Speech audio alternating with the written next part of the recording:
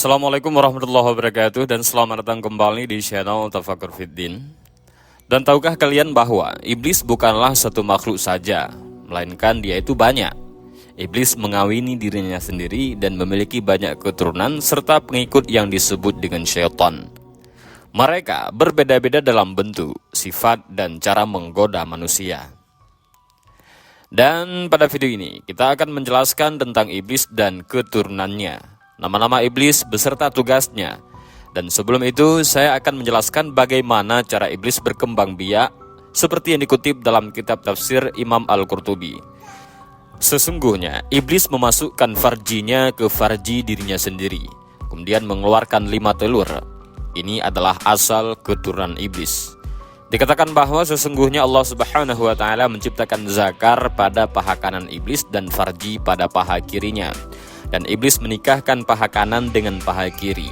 Maka keluarlah setiap hari 10 telur, dan dari setiap telur keluarlah 70 setan laki-laki dan setan perempuan.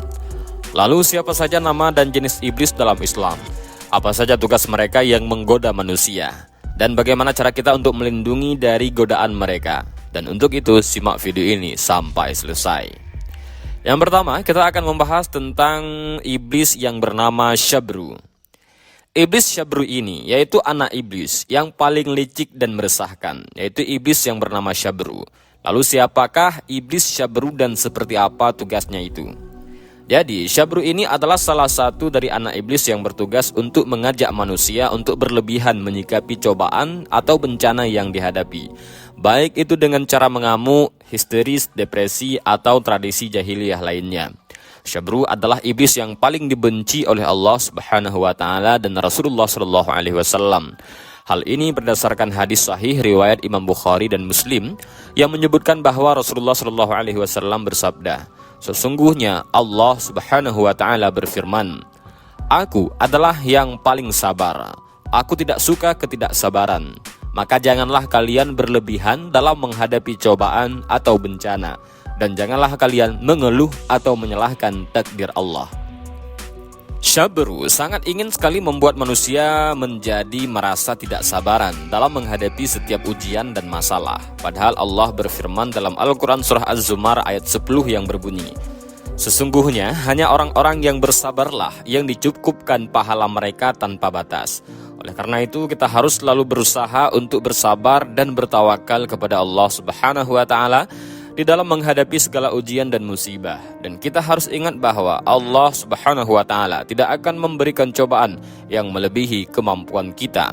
Kita harus yakin bahwa Allah taala akan memberikan kebaikan dan hikmah di balik setiap cobaan.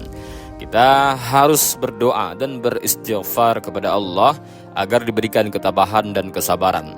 Seperti yang tertuang di dalam hadis Rasulullah SAW. Rasul bersabda, "Tidaklah seorang muslim tertimpa suatu kesusahan, kesedihan, kegelisahan, keresahan, penyakit, atau kesakitan, bahkan duri yang menusuknya, melainkan Allah akan menghapus kesalahan-kesalahan karenanya." Hadis riwayat Bukhari dan Muslim. Nah, lalu bagaimana cara kita untuk berlindung atau melindungi diri dari godaan Syabru ini? Jadi ada beberapa hal yang bisa kita lakukan untuk melindungi diri kita dari godaan Syabru. Di antaranya adalah selalu berdoa dan berzikir kepada Allah Subhanahu wa taala, terutama saat menghadapi cobaan atau bencana. Doa dan zikir adalah obat yang mujarab untuk menenangkan jiwa dan hati. Kemudian kita juga harus menjaga sikap sabar dan tawakal dalam menghadapi cobaan atau bencana. Lalu membaca Al-Quran dan sunnah Nabi, terutama surat Al-Ankabut, Al-Baqarah, dan Al-Insyirah. Surat-surat ini memiliki ayat-ayat yang menguatkan kita untuk bersabar dan tawakal dalam menghadapi cobaan atau bencana. Yang kedua adalah ada iblis yang bernama Zalambur. Iblis selanjutnya yang tidak mau kalah dengan saudara-saudara lainnya dalam hal paling licik dan meresahkan adalah iblis yang bernama Zalambur. Namun siapakah iblis Zalambur itu dan apa tugasnya dalam menyesatkan manusia? Nah, iblis Zalambur adalah salah satu anak iblis yang bertugas menghasut manusia untuk berbuat curang dalam berniaga atau melakukan tipu daya terhadap konsumen. Zelambur seringkali berada di dalam dan di sekitaran pasar maupun tempat-tempat jual beli. Zelambur akan menanamkan bisikan-bisikan jahat di hati manusia, seperti menimbang barang dengan tidak adil, baik dengan mengurangi timbangan atau menambahkan barang yang tidak berkualitas, menjual barang dengan harga yang tidak wajar, baik dengan menaikkan harga secara berlebihan atau menurunkan harga untuk menipu pembeli, menyembunyikan cacat atau kerusakan barang yang dijual, baik dengan menutupinya atau memberikan informasi yang salah, menipu pembeli dengan mengganti barang yang dijanjikan dengan barang yang lain, baik dengan cara mengelabui atau memaksa, menunda-nunda pembayaran atau pengiriman barang yang sudah disepakati, baik dengan alasan yang tidak masuk akal ataupun tanpa alasan sama sekali. Zelambur adalah iblis yang paling dibenci oleh Allah dan Rasulullah. Hal ini berdasarkan hadis sahih yang diriwayatkan dari An-Nasa'i dan Ibnu Majah dengan sanad sahih. Dari Ibnu Abbas, mereka berkata, ketika Rasulullah SAW tiba di Madinah, penduduk itu adalah orang yang paling mengurangi takaran. Lalu Allah pun menurunkan firman-Nya yang berbunyi, celakalah bagi orang yang curang dalam menakar dan menimbang. Quran Surat Al-Mutaffifin ayat pertama. Setelah itu mereka menimbang dengan baik. Hadis riwayat An-Nasa'i. Lalu bagaimana cara kita untuk melindungi diri dari godaan syaitan ataupun iblis yang bernama Zelambur ini? Jadi ada beberapa hal yang bisa kita lakukan, yakni selalu sertakan doa dan zikir saat bertransaksi, baik sebagai penjual atau pembeli, menjaga akhlak dan etika dalam berdagang sesuai dengan tuntunan syariah, berlaku jujur, adil, amanah, dan profesional dalam menjalankan usaha, membaca Al-Quran, Surat Al-Mutaffifin, Al-Baqarah, dan Surat An-Nisa. Karena surat-surat ini memiliki ayat-ayat yang mengingatkan kita tentang bahaya berbuat curang dalam berniaga dan hukumannya di akhirat. Lalu yang ketiga, ada iblis yang bernama A'war. Nah, ini adalah salah satu nama iblis yang bertugas untuk menyesatkan manusia dalam hal zina. Jadi siapa sebenarnya A'war dan bagaimana cara kita untuk menghindari dari godaannya? A'war adalah nama iblis yang memiliki tugas khusus di bidang tindak asusila. Iblis ini akan mengajak manusia melakukan hubungan seks bebas dengan lawan jenis. A'war mampu memberikan tegangan tinggi di bahagian kemaluan pria dan wanita untuk menambah gairah melakukan hubungan terlarang. A'war juga akan menimbulkan rangsangan kepada pria dan wanita sehingga mereka melakukan hubungan di luar muhrim. Seperti apa cara iblis A'war untuk mengajak manusia melakukan zina? Iblis A'war ini akan meniup kemaluan laki-laki supaya naik syahwat dan melemahkan perempuan agar tak mampu menolak gejolak syahwat laki-laki sehingga terjadilah perzinahan. Terus, bagaimana cara kita bisa menghindari dari godaan iblis yang bernama A'war ini? Yang pertama, tentunya selalu berdoa dan meminta perlindungan kepada Allah Subhanahu wa Ta'ala. Kemudian menutup aurat dan menjaga pandangan, tidak berkhalwat, menyendiri atau memisahkan diri dari orang lain, seperti berduaan dengan lawan jenis, menghindari tempat-tempat maksiat yang dapat memberikan peluang dan kesempatan untuk berzina, tidak mendekati hal-hal yang menjerumuskan kepada perbuatan zina. Lanjut, iblis yang keempat yaitu iblis yang bernama Dasim. Iblis Dasim ini adalah iblis yang paling ditakuti oleh manusia. Dia bernama Dasim. Dan siapa itu Dasim? Dan kenapa bisa manusia bisa takut dengannya? Dan seperti apa tugas Dasim itu? Dasim adalah iblis yang bertugas untuk menimbulkan kebencian antara manusia, terutama antara suami dan istri. Dasim ini akan berusaha untuk membuka aib atau memfitnah pasangannya sehingga terjadi perceraian. Dasim juga sering menggoda manusia untuk tidak pernah berdoa saat beraktivitas, baik masuk rumah, makan maupun minum. Jadi Dasim seringkali berada di dalam rumah-rumah. Dia berusaha merusak keharmonisan rumah tangga manusia. Dasim akan menghasut dan menyemarakkan api kemarahan dan kebencian dalam diri suami istri atau anggota keluarga lainnya. Dasim ingin membuat mereka saling marah, benci dan tidak mau berdamai. Dasim adalah iblis yang paling hebat di antara iblis-iblis lainnya dan mendapatkan pujian dari Raja Iblis. Hal ini berdasarkan hadis sahih riwayat Imam Muslim yang menyebutkan bahwa iblis meletakkan singgasananya di atas air, lalu mengirim bala tentaranya untuk menggoda manusia. Yang kedudukannya paling dekat dengan iblis adalah yang paling besar godaannya. Salah satu di antara mereka datang lalu berkata, "Aku tidak meninggalkan fulan hingga aku memisahkan antara dia dengan istrinya dan menjadikannya menceraikan istrinya. Kemudian Raja Iblis mendekatkan iblis itu kepada dirinya dan berkata, "Ya, engkau telah melakukannya." Jadi begitu bahayanya iblis dasim sehingga mampu merusak keharmonisan keluarga. Tetapi tentu saja Allah akan melindungi hamba-hambanya yang selalu bertakwa kepadanya. Jadi bagaimana cara kita untuk berlindung dan melindungi diri dari godaan dasim ini? Tentu saja selalu sertakan doa dan zikir saat masuk rumah, makan, minum, dan berhubungan suami istri. Menjaga hubungan baik dengan pasangan atau keluarga, saling menghormati, menyayangi, dan memaafkan. Jangan mudah terpengaruh oleh fitnah atau gosip yang tidak jelas sumbernya. Jika ada masalah, selesaikan dengan cara yang baik dan bijak. Dan selalu sertakan Allah di dalam hati kita. Yang kelima, ada iblis yang bernama Wasnan. Nah, salah satu anak iblis yang paling licik dan mengganggu yaitu Wasnan. Siapa sebenarnya Wasnan itu? Bagaimana bentuk dan tugasnya? Dan bagaimana cara kita menghindarinya? Wasnan ini adalah anak iblis yang kelima. Nama Wasnan berasal dari bahasa Arab yang berarti tidur atau mengantuk. Nama ini sesuai dengan tugasnya, yaitu menggoda orang yang ingin berbuat baik seperti sholat, belajar, dan sebagainya untuk tidur atau bermalas-malasan dengan cara memberatkan kepala dan kelopak mata seseorang, sehingga kepala dan mata terasa berat serta sangat mengantuk. Wasnan ini juga memberikan kesegaran terhadap seseorang yang ingin melakukan kejahatan. Wasnan adalah musuh besar bagi orang-orang yang ingin meningkatkan ilmu dan ibadahnya. Wasnan akan selalu berusaha untuk menghalangi manusia dari kebaikan dan menjerumuskan manusia ke dalam kemalasan dan kebodohan. Wasnan juga akan membuat orang lupa akan kewajiban dan tanggung jawabnya, serta mengabaikan nasihat dan peringatan yang datang dari Allah dan Rasul-Nya. Bentuk Wasnan sendiri tidak diketahui secara pasti karena dia bisa berubah-ubah sesuai dengan keinginannya. Namun ada beberapa gambaran tentang Wasnan dalam bentuk yang sering ditemui, yaitu seekor burung hantu yang melambangkan kegelapan, kesuraman, dan ketakutan. Wasnan juga bisa berwujud sebagai angin, debu, atau asap yang bisa meniupkan tepung ke mata manusia.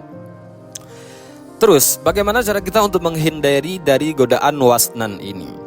Ada beberapa hal yang bisa kita lakukan, seperti membaca basmalah, ayat kursi, dan doa-doa perlindungan sebelum tidur, bangun tidur, dan aktivitas apapun, menjaga kesehatan dan kebersihan tubuh, serta mengatur pola tidur yang seimbang dan teratur, membiasakan diri untuk bangun pagi dan melakukan sholat subuh berjamaah, serta mengisi waktu pagi dengan zikir, tilawah, dan kegiatan positif lainnya, mencari teman-teman yang baik dan saleh yang bisa saling mengingatkan, membantu dan mendukung kebaikan, menghindari hal-hal yang bisa memicu rasa malas seperti menonton televisi, bermain game, atau berselancar di media sosial terlalu lama.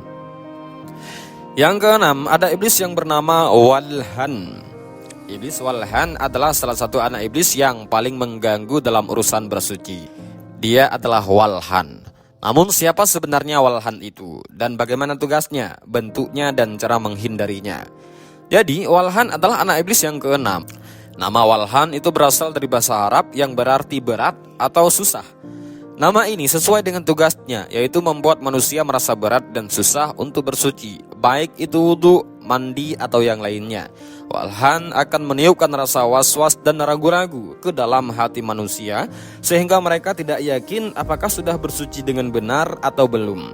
Walhan adalah musuh besar bagi orang-orang yang ingin menjaga kesucian diri dan ibadahnya. Walhan akan selalu berusaha untuk menghalangi manusia dari bersuci dengan sempurna. Walhan juga akan membuat manusia lalai dan malas untuk bersuci atau berlebih-lebihan dalam bersuci. Bentuk Walhan sendiri tidak diketahui secara pasti, namun ada beberapa gambaran tentang Walhan dalam bentuk yang sering ditemui, yaitu bentuk seekor kadal yang melambangkan kotoran, kekeringan, dan kebusukan. Walhan juga bisa berwujud seperti angin, debu, atau asap yang bisa meniupkan kotoran ke tubuh manusia. Jadi bagaimana cara kita agar bisa menghindari godaan Walhan ini? Ada beberapa hal yang bisa kita lakukan, seperti membaca basmalah dan doa-doa perlindungan sebelum dan sesudah bersuci, serta mengucapkan syahadat saat mengusap kepala, menjaga kesehatan dan kebersihan tubuh, serta mengatur pola makan dan minum yang sehat dan halal, membiasakan diri untuk bersuci dengan cepat dan tepat sesuai dengan tuntunan Rasulullah SAW tanpa berlebihan atau kurang, meningkatkan kepercayaan dan ketenangan di dalam hati, serta mengingat bahwa Allah Maha melihat dan Maha mengetahui segala sesuatu. Menghindari hal-hal yang bisa memicu rasa was-was, seperti mendengar bisikan-bisikan, melihat hal-hal yang tidak pantas, atau berpikir negatif. Yang ketujuh, ada iblis yang bernama Sa'ud. Selanjutnya, anak iblis yang paling sukses dalam tugasnya, yaitu Sa'ud. Siapa iblis Sa'ud itu? Bagaimana tugasnya yang begitu sukses menggoda manusia? Karena banyak sekali manusia yang tidak luput dari godaannya meskipun kecil. Jadi seperti apakah dia, seperti apa bentuknya, dan bagaimana cara kita menghindarinya? Nah, Sa'ud ini adalah anak iblis yang ketujuh. Nama Sa'ud berasal dari bahasa Arab yang berarti berita atau kabar. Nama ini sesuai dengan tugasnya, yaitu memodifikasi pemberitaan dengan dusta. Sa'ud akan menyebar berita bohong, palsu dan hoax yang bisa menimbulkan fitnah, kebencian, dan kerusakan. Sa'ud adalah musuh besar bagi orang-orang yang ingin mencari ilmu dan kebenaran. Sa'ud akan selalu berusaha untuk menghalangi mereka dari sumber-sumber yang valid dan terpercaya. Sa'ud juga akan membuat manusia mudah terpengaruh oleh berita-berita yang tidak jelas asal-usul kebenarannya, serta mengabaikan fakta dan logika. Untuk bentuk Sa'ud sendiri tidak diketahui secara pasti, karena setiap iblis bisa berubah-ubah sesuai dengan keinginannya. Namun ada beberapa gambaran tentang Sa'ud dalam bentuk yang sering ditemui, yaitu bentuknya seperti seekor ular yang melambangkan tipu muslihat, kebohongan, dan racun. Sa'ud juga bisa berwujud sebagai angin, debu, atau asap yang bisa meniupkan berita-berita palsu ke telinga manusia. Jadi bagaimana cara kita menghindari godaan Sa'ud ini? Ada beberapa hal yang bisa kita lakukan, antara lain membaca basmalah dan doa-doa perlindungan sebelum dan sesudah membaca atau mendengar berita, serta mengucapkan istighfar jika terlanjur terpengaruh oleh berita palsu, menjaga kesehatan dan kebersihan telinga, serta mengatur pola mendengar yang sehat dan halal, membiasakan diri untuk mengecek dan memverifikasi kebenaran berita dari sumber-sumber yang kredibel, serta tidak mudah percaya dan menyebarkan berita tanpa bukti dan klarifikasi, meningkatkan kritis dan cerdas dalam berpikir, serta mengingatkan bahwa Allah Maha melihat dan Maha mendengar segala sesuatu. Menghindari hal-hal yang bisa memicu rasa penasaran seperti membuka media sosial, website, atau aplikasi yang banyak menyajikan berita-berita yang tidak jelas atau hoax. Lanjut yang ke-8, ada iblis yang bernama Kanzab. Dari kalian mungkin tidak asing lagi dengan nama iblis yang satu ini. Namanya juga sering muncul di cerita-cerita film horor Indonesia. Kanzab adalah iblis yang paling menyeramkan dan sangat suka mengganggu. Namun siapakah itu Kanzab? Seperti apa bentuk dan tugasnya, dan bagaimana cara menghindarinya? Kanzab adalah salah satu anak iblis yang bertugas untuk mengganggu manusia dalam menjalankan sholat.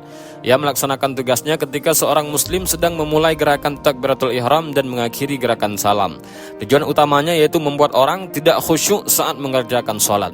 Kanzab akan menanamkan bisikan-bisikan jahat di hati manusia, seperti membuat manusia malas sholat, terutama subuh dan insya, membuat manusia lupa beberapa rakaat yang sudah ia kerjakan, atau apakah sudah membaca surat tertentu atau tidak, membuat manusia tidak khusyuk dalam sholat dengan mengalihkan perhatian ke hal-hal yang lain seperti urusan dunia, masalah pribadi, atau keinginan nafsu, membuat manusia tidak merasakan kenikmatan dalam sholat. Kisah tentang Kanzab pernah disebutkan dalam hadis Nabi. Suatu hari Anas menyebutkan bahwa Utsman bin Abi al-Ash datang kepada Nabi SAW dan berkata, "Wahai Rasulullah, ada setan yang menjadi penghalang antara aku dan sholatku, dan dia mengganggu bacaanku."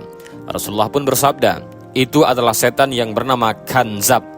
Jika engkau merasakan kehadirannya, berlindunglah kepada Allah darinya, maka bacalah ta'awuz dan meniuplah ke samping kirimu sebanyak 3 kali." Kemudian Utsman bin al-Ash berkata, "Selanjutnya aku melaksanakan apa yang telah diperintahkan oleh Nabi, dan benar Allah mengusir setan itu dari sisiku." Hadis riwayat Muslim. Bentuk Kanzab tidak diketahui secara pasti karena ia termasuk makhluk halus yang tidak bisa dilihat oleh mata manusia. Namun ada beberapa riwayat yang menyebutkan bahwa Kanzab memiliki bentuk yang menyeramkan seperti tikus. Nah, bagaimana cara kita untuk melindungi dari godaan Kanzab? Ada beberapa hal yang bisa kita lakukan. Di antaranya adalah selalu berdoa, terutama saat akan sholat dengan membaca ta'awuz dan basmalah. menjaga kebersihan dan kesucian tubuh, pakaian dan tempat salat dengan berwudu, mandi dan membersihkan debu atau kotoran, dan selalu membaca perlindungan kepada Allah Subhanahu wa taala dari setan yang terkutuk. Lalu yang ke-9 ada iblis yang bernama Tibir. Nama iblis yang paling terkenal dalam Islam yaitu Tibir. Siapa sebenarnya Tibir dan apa tugasnya? Tibir adalah nama iblis yang bertugas untuk menggoda manusia agar mudah marah dan emosi. Iblis ini akan membuat manusia tidak bisa mengendalikan amarahnya dan melakukan hal-hal yang merugikan diri sendiri dan orang lain. Tibir juga akan menanamkan rasa dendam, benci dan iri hati di dalam hati manusia. Tibir memiliki banyak cara untuk menggoda manusia agar marah dan emosi. Misalnya dengan membisikkan hal-hal negatif di telinga manusia, membuat manusia merasa tersinggung atau terhina oleh orang lain, atau memanfaatkan situasi yang tidak menyenangkan bagi manusia. Tibir juga akan memperkuat ego dan nafsu manusia agar manusia tidak mau memaafkan atau berdamai dengan orang lain. Dalam hadis Rasulullah SAW, beliau bersabda, marah adalah awal segala keburukan. Jadi begitu bahayanya godaan tibir ketika kita marah, maka dimulailah awal segala keburukan. Dalam hadis yang diriwayatkan oleh Ibnu Asakir menyebutkan bahwa ganjaran bagi orang yang mampu menahan amarahnya. Rasulullah bersabda, siapa yang meninggalkan amarahnya, Allah akan tutup aurat dan kesalahan, kekurangan atau aibnya. Siapa yang menahan amarahnya, padahal ia mampu melakukannya, Allah Azza wa Jal akan memenuhi hatinya dengan rasa aman pada hari kiamat. Hadis riwayat Ibnu Asakir. Banyak sekali hadis yang menganjurkan kita untuk menahan amarah. Rasulullah SAW bersabda, barang siapa menahan amarah sedangkan dia mampu untuk melaksanakannya, maka Allah akan memanggilnya di mata semua makhluk hingga Allah menyuruhnya memilih bidadari manakah yang disukainya. Hadis diriwayatkan Ibnu Abu Daud, Imam Tirmizi dan Ibnu Majah. Dari Abu Darda, ia berkata, wahai Rasulullah, tunjukkanlah kepadaku suatu amalan yang dapat memasukkanku ke dalam surga. Maka Rasul bersabda, janganlah engkau marah, maka bagimu surga. Hadis riwayat Tabrani. Nah, lalu bagaimana cara kita melawan godaan dari tibir ini? Yang pertama, teruslah mengingat Allah dan membaca ayat-ayat Al-Quran, menyadari bahwa amarah dan emosi adalah sifat yang tidak disukai Allah dan akan merusak akhlak kita. Rasul bersabda, orang yang kuat bukanlah orang yang pandai bergulat, tetapi orang yang kuat adalah orang yang mampu mengendalikan diri kita sendiri ketika marah. Hadis riwayat Bukhari dan Muslim. Kemudian cara selanjutnya, ambillah nafas dalam-dalam dan mengucapkan ta'awuz, yaitu a'udzubillahi minasyaitonirrajim. Ini adalah cara yang diajarkan oleh Rasul ketika beliau melihat seseorang yang sedang marah. Hadis riwayat Abu Daud dan Tirmizi. Cara selanjutnya adalah mengubah posisi atau tempat kita berada. Jika kita sedang berdiri, maka duduklah. Jika kita sedang duduk, maka berbaringlah. Jika kita sedang berada di dalam ruangan, maka keluarlah. Ini adalah cara yang diajarkan oleh Rasulullah SAW untuk menghindari hal-hal yang bisa memicu kemarahan. Hadis riwayat Abu Daud dan Tirmizi. Mengingat akibat buruk dari kemarahan dan emosi, baik di dunia maupun di akhirat. Kemarahan dan emosi bisa membuat kita kehilangan akal sehat, mengucapkan atau melakukan hal-hal yang tidak pantas, menyakiti diri sendiri atau orang lain, atau bahkan menyebabkan dosa dan disiksa. Sebaliknya, jika kita bisa bersabar dan menahan amarah, maka Allah akan memberikan kita pahala dan kebaikan. Rasul bersabda, tidaklah seorang hamba yang dianiaya kemudian ia bersabar, melainkan Allah akan menambahkan kehormatan baginya. Hadis riwayat Muslim. Dan juga ada tips lagi untuk mengatasi amarah yang dianjurkan oleh Rasul di dalam hadis. Rasul bersabda, sesungguhnya marah itu dari setan, dan setan diciptakan dari api. Api akan padam dengan air. Apabila salah seorang dari kalian marah, hendaklah berwudu. Hadis riwayat Ahmad. Dan yang ke-10, ada iblis yang bernama Al-Harits. Siapa sebenarnya Al-Harits dan apa perannya dalam sejarah Islam?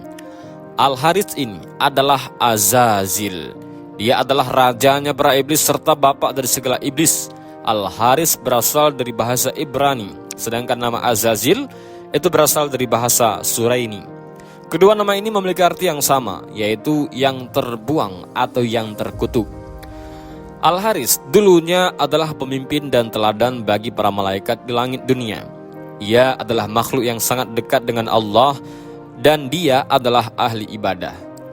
Ia mengabdi dan beribadah kepada Allah selama ratusan ribu tahun. Tidak ada sejengkal pun tempat di bumi yang tidak menjadi saksi sujudnya. Namun ketika Allah menciptakan Adam dan memerintahkan para malaikat untuk bersujud kepadanya, Al-Haris menolak dan menyombongkan diri.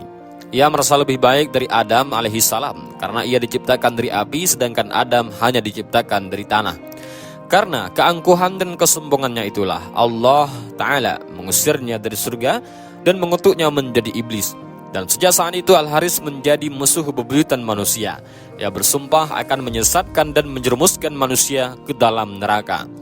Ia mempunyai banyak anak dan pengikut yang disebut setan.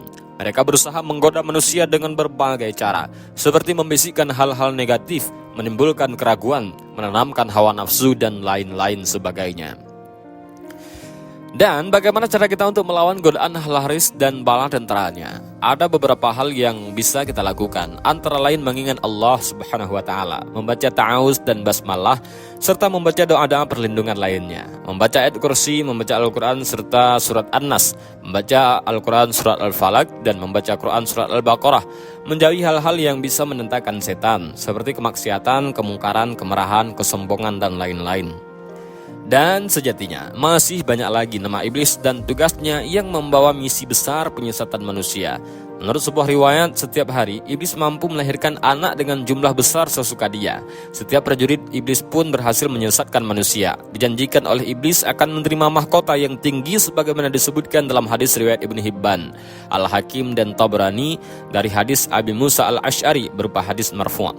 Iblis dan para prajuritnya sadar bahwa vonis kutukan Allah tidak pernah dicabut kembali, sehingga dapat bergiliria dari generasi ke generasi dengan misi menjerumuskan manusia. Jadi kita harus menjaga dan dengan memperbanyak zikir, ibadah, sholat, dan rajin membaca Al-Quran, bersedekah, menebar kedamaian dan segala perbuatan baik yang akan membentengi diri dari bisikan-bisikan iblis.